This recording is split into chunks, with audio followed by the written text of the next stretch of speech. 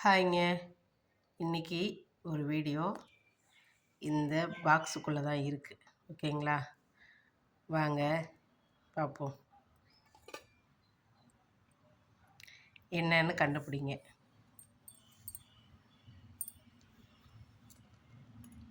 இட்லி பொடிங்க. ஓகேங்களா?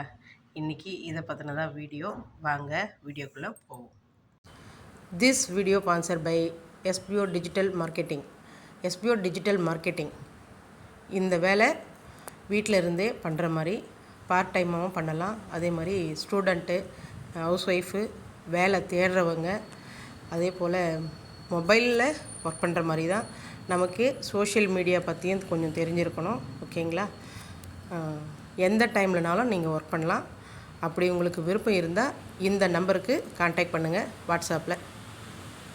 ஸ்கிப் பண்ணாதீங்க. பெரிய தப்பு. தினம் 300 ரூபாய் சம்பாதிக்க அரிய வாய்ப்பு. இன்ஸ்டாகிராம், ஃபேஸ்புக் பயன்படுத்த தெரிந்தால் போதும். Content post and content publishing மூலமா தினம் 300 ரூபாய் சம்பாதிக்கலாம். இந்த வேலை செய்ய 5 நிமிடம் போதும். Work training support, group communication support, all language customer live chat support, முக்கியமா சொந்தமா ஒரு பிசினஸ் ஸ்டார்ட் பண்ற அளவுக்கு உங்களால கற்றுக்கொள்ளவும் முடியும், சம்பாதிக்கவும் முடியும். இந்த வேலை வாய்ப்பு வழங்குவது 5 வருடத்திற்கு மேல ரன் ஆகிட்டு இருக்க நம்ம தமிழ்நாட்டு company school of business organisation private limited. மேலும் விவரங்களுக்கு டிஸ்கிரிப்ஷன்ல கொடுத்திருக்க நம்பருக்கு வாட்ஸ்அப் பண்ணுங்க.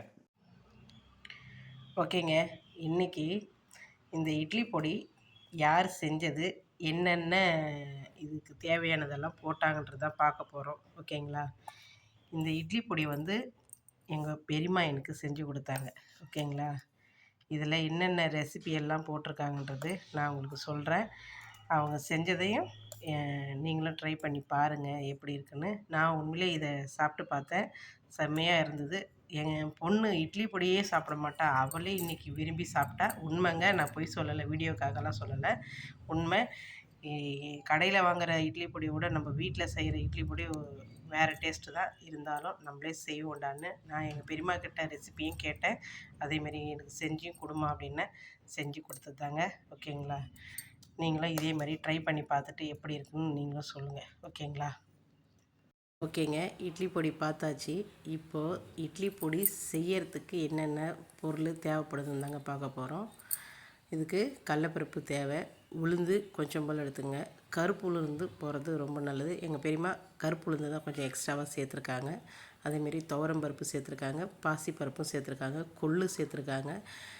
அப்புறமா வந்து கொப்பரை தேங்காய் தெரியுங்களா? கொப்பரை தேங்காய்னா வந்து தண்ணி எண்ணெயில் அதாவது வந்து தேங்காய்க்குள்ளே தண்ணி இருக்காது. அதாவது வந்து தேங்காய் மட்டும் காஞ்சி போயிருக்கும்.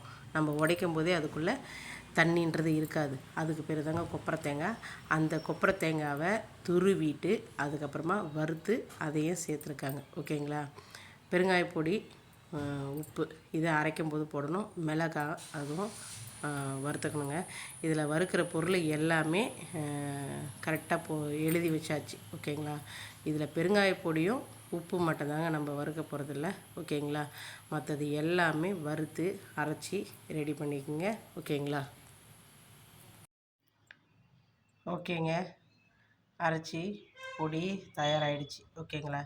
நம்ம எல்லாமே வந்து தேவைக்கு தகுந்த மாதிரி, இப்போது நம்ம யூஸ் பண்ணுறோன்னா ஒரு 1 மந்த்துக்கு யூஸ் பண்ணுறோன்னா அதுக்கு தகுந்த மாதிரி அளவு சேர்த்து போட்டுங்க. மிளகாத்தூளும் மிளகாயும் உப்பும் கரெக்டாக சேர்த்துக்குங்க. ஓகேங்களா? பொருள் நீங்கள் எடுக்கிறது தாங்க. ஆனால் அந்த அளவுக்கு நீங்களே பார்த்து காரத்தை சேர்த்துங்க. ஓகேங்க. இட்லி பொடி தயாராகிடுச்சு. நீங்கள் எப்போ விருப்பப்படுறீங்களோ அப்போ தோசையோ இல்லை இட்லியோ ஊற்றி எண்ணெயை ஊற்றி பொடியை சேர்த்து அதுவும் கூட கலந்து சாப்பிடுங்க. எப்படி இருந்ததுன்னு நீங்களும் ட்ரை பண்ணுங்கள். ட்ரை பண்ணி பார்த்துட்டு எப்படி இருந்ததுன்னு கமெண்ட் லைக் பண்ணுங்கள், ஷேர் பண்ணுங்கள். முடிஞ்சால் என்னோடய சேனலை சப்ஸ்கிரைப் பண்ணுங்கள். மறக்காமல் பெல் ஐக்கானும் தட்டுங்க. ஓகே ஃப்ரெண்ட்ஸ், நெக்ஸ்ட் வீடியோவில் பார்ப்போம். தேங்க்யூ.